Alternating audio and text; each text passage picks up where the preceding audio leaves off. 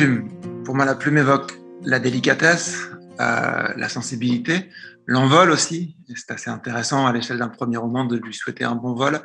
Je pense que la plume est un bel outil de travail et qu'elle m'évoque aussi forcément le monde des oiseaux et la langue des oiseaux. Pour les curieuses et les curieux qui nous écoutent, qui nous lisent, je vous invite à vous intéresser à cette langue qui a de très beaux degrés de lecture. On peut y découvrir la signification de son prénom.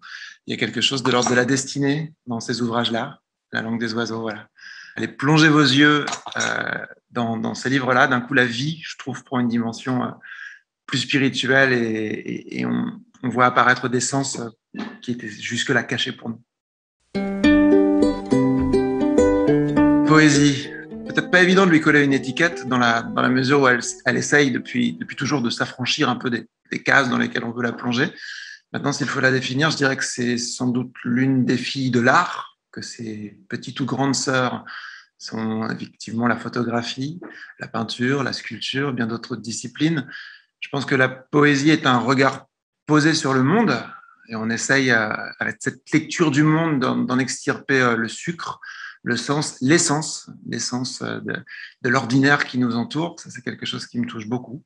Et puis, ça renvoie à cette citation assez connue d'Oscar Wilde, si je ne dis pas de bêtises, qui disait que la beauté réside dans les yeux de celle ou de celui qui regarde. Donc, c'est un chemin vers l'éveil pour moi et c'est un chemin vertueux parce qu'il y a d'autres manières bien moins délicates d'accéder à l'éveil.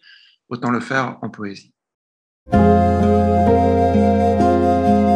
Papillon, c'est un habile symbole du sensible, de la beauté, de l'espoir. Et puis c'est surtout la mue, la possibilité d'évoluer soi-même. C'est un mot dont la sonorité m'apaise beaucoup. Papillon, il y a quelque chose de sucré, il y a quelque chose d'élégant. Quand j'étais petit, c'était, je pense, l'un des objets volants non identifiés, les plus subtils, les plus doux qui soient. En tout cas, il me posait beaucoup de questions. Et puis, c'est donc le nom de ce premier roman, Les Papillons, parce qu'on en recherche toute sa vie le bruissement perdu, celui qu'on trouvait facilement lorsqu'on était enfant. Et je souhaite à ce roman un bel envol. Donc, c'est toute la symbolique de ce mot.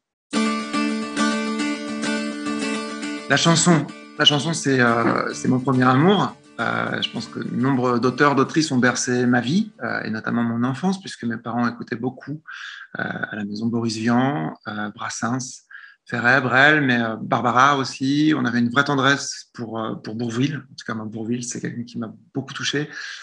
Charles Trenet est un artiste aussi que j'admire pour la qualité de ses textes. Et puis, c'est de là que me vient l'inspiration. Je pense qu'ils ont trouvé dans la langue une certaine musicalité, tout comme la musicalité de la langue, quand on se met à écrire beaucoup, peut nous révéler beaucoup de choses à nous-mêmes. Donc, pour moi, la chanson est une amie fidèle et je continue à en écrire beaucoup. Et c'est par ce chemin que j'arrive aujourd'hui sur un premier roman avec Les Papillons. L'espoir, c'est ce qu'il ne faut pas perdre, c'est ce qu'il faut chérir. C'est ce qu'on convoque facilement en soi lorsqu'on est petit, qu'on a naturellement. On espère toujours un monde meilleur. Et puis j'ai le sentiment qu'avec le temps, l'âge adulte nous permet parfois de perdre ça. Ce qui est dommage, et c'est ce qu'en tant qu'artiste, on essaye tous de garder. Je trouve que Souchon a beaucoup gardé ses yeux d'enfant, ce qui ne l'empêche pas de voir le monde tel qu'il est, avec la cruauté qui l'habite, mais il continue à justement en extirper l'essence et la beauté, à avoir ce regard, ce dont on parlait tout à l'heure sur la vision poétique du monde. Donc c'est quelque chose qui me parle. C'est l'idée qu'au-dessus des nuages, on trouve toujours le soleil, l'espoir, et puis c'est une manière de vivre. Le sens de ce mot-là traverse tout le roman et traverse tous les mots qu'on vient d'évoquer. Je pense qu'il faut parsemer un peu d'espoir partout pour faire une vie heureuse.